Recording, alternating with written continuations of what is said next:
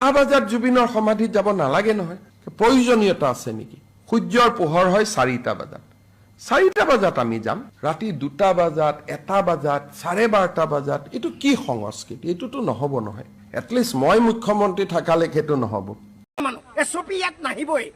জুবিনৰ ক্ষেত্ৰত কোনো এছঅপি নাই, জুবিনৰ ক্ষেত্ৰত এছঅপি নাহেই। ইয়াত ৰাতিপুৱা 6টা বজালৈকে আছো ইয়াত, মোক লৈ যাওক। মই হেলমেট পিন্ধি আছো, কোনো ইয়াত হেলমেট পিন্ধা নাই, মোক লৈ যাওক।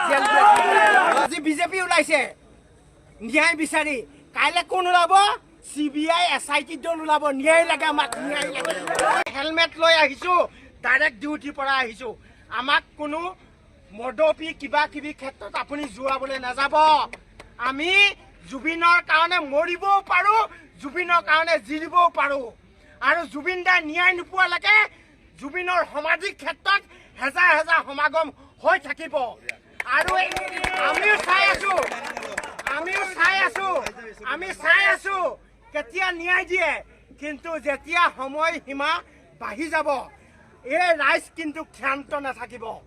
সেইদিনা কিন্তু বিজেপি চৰকাৰে কোনো মানুহক ধৰি ৰাখিব নোৱাৰিব। এইটো কিন্তু খাটাং। আমি চাই আছো, আমি শুই চাই আছো, শুই শুনি আছো জুবিনৰ ন্যায় কেতিয়া পাম। যিদিনা সময়সীমা বাঢ়ি যাব, আমি যেতিয়া ৰাজপথত ওলাই যাম, তেতিয়া বিজেপি চৰকাৰে নঙলা বান্ধি নালাগে, হেংদাং দিও ৰাখিব নোৱাৰিব আমাক। এইটো সিহঁতৰ ছাল চক, সেইটো ক'বলে মানে কোনো কথাই নাই। সেইটো যে এনেকুৱা পলিটিক্স খেলিছে, আজি অসমৰ প্ৰত্যেক ঘৰে ঘৰে মানুহে হাঁহিছে। বিজেপি যে ৰাজপথত ওলাই আহিছে, আজি বিজেপি ওলাইছে ন্যায় বিচাৰি, কাইলৈ কোন ওলাব?